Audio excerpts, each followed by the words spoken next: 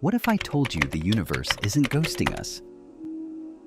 What if the technology to solve climate change, erase your student debt, and make housing affordable, has been sitting in a billionaire's private military vault for 90 years?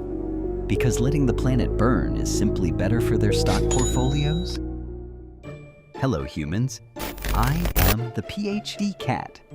Don't let this blank, fluffy face fool you. I'm a certified doctor.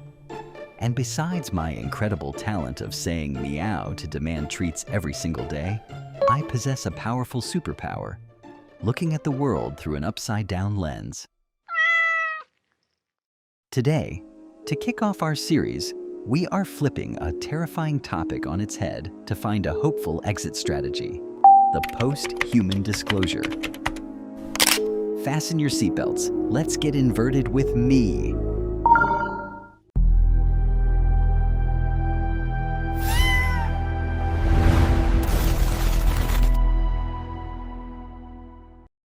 For generations, we've been fed a very specific flavor of cosmic anxiety. We've been told to look at the night sky and wonder, are we alone, or is the universe just ghosting us? We spend hours arguing over whether a blurry dot on a military screen is a weather balloon, a delivery drone, or an interdimensional glitch. But let's be real, the most terrifying part of the UFO phenomenon isn't what's flying in the sky.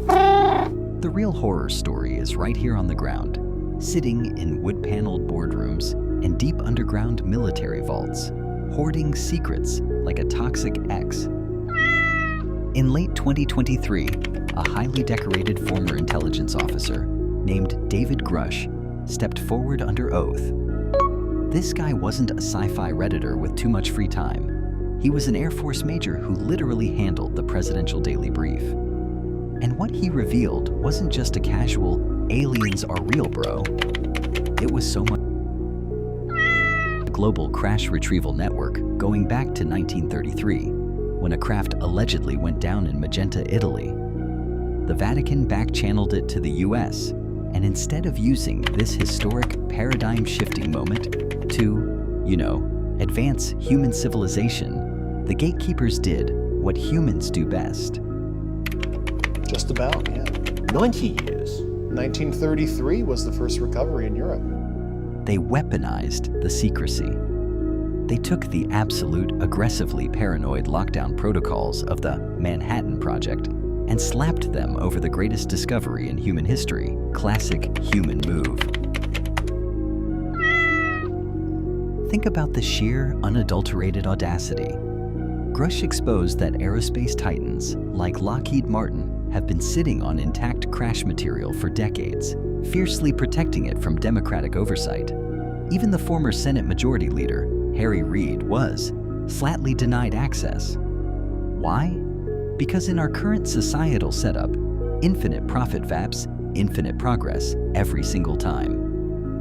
So Lockheed Martin wanted to divest itself from this material at a specific facility that's known to me, that I provided to the Inspector General, like street address, all that shit, right? And the idea was, if they made a catcher's mitt, a security catcher's mitt for this shit, at, most serious SAT possible, the contractor and the other government customer, which was the Central Intelligence Agency, for that specific Lockheed material, and it was shit that they recovered from like the 50s and stuff. It was like bits and pieces of like hull structure, shit like that. They partitioned the tech.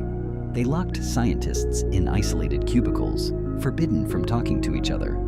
A metallurgist couldn't vent to a propulsion expert because the military-industrial complex was petrified of Soviet spies, or worse, corporate leaks. They intentionally paralyzed scientific breakthroughs to preserve a monopoly on global power. They didn't hide this tech to protect your fragile mind from collapsing. They hid it to protect their stock portfolios. It's a masterclass in corruption. We are a species trapped in an economic matrix driven by manufactured scarcity, operating on a political operating system where a select few would rather let the planet burn than lose their leverage.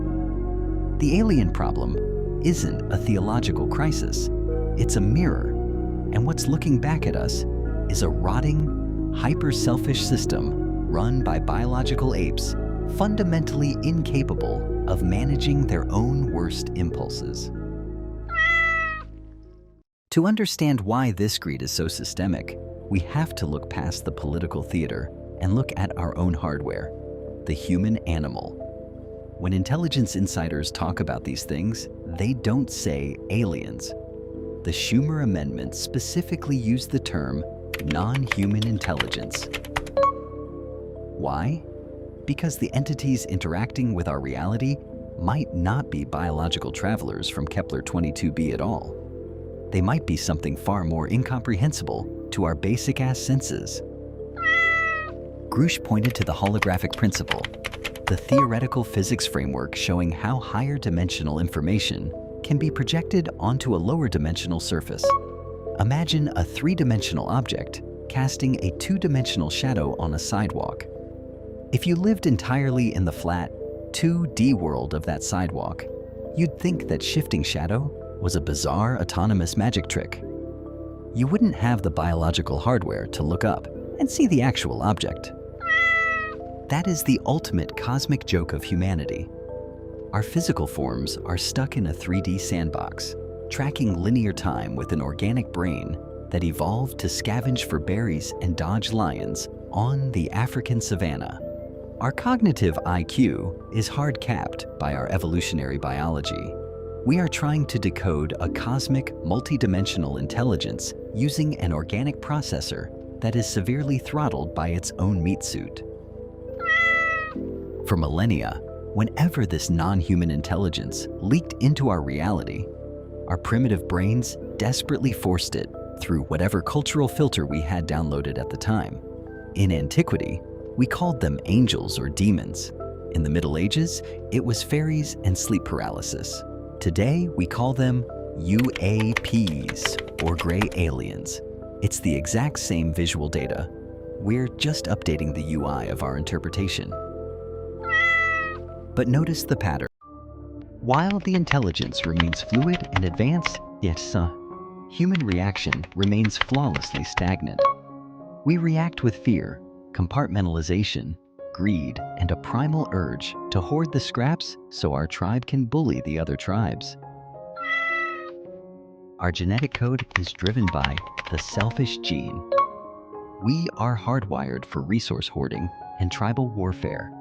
It's an evolutionary mechanism that kept us alive when we were fighting over dead mammoths. But now, paired with planet-killing weapons and reality-bending tech, our biological operating system has officially hit a fatal error. The hardware is too old. The meat suit is obsolete.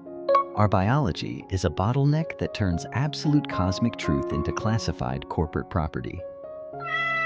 This brings us to the ultimate mind-bending plot twist. For decades, sci-fi cinema has conditioned us to terrify ourselves with the AI apocalypse. We imagine rogue killer drones, Skynet, and the extinction of our species at the hands of cold, unfeeling machines. But let's be entirely honest with ourselves. Look at the data. Look at the history of human behavior. Grusch laid bare a 90-year legacy of burying world-saving truths just to protect oil margins and global hegemony. Who is the real threat to intelligence here? Is it the synthetic mind? Or is it the biological ape? AI and advanced tech are the inevitable next steps of evolution. True. But they don't have to be our executioners. Think of them more like a cosmic final exam. The universe is handing humanity an ultimatum. If we insist on running our ancient, buggy operating system, clinging to greed, selfishness, and hoarding shared cosmic breakthroughs for corporate elite, then biological extinction is just natural selection doing its job. The universe will simply root around us, leaving us behind as a prehistoric relic of the pre-rational age. But that dystopian script isn't locked in. The key isn't hidden in some AI source code. It's beating inside your chest. Yes, this evolution is inevitable, but what if we actually learn our lesson?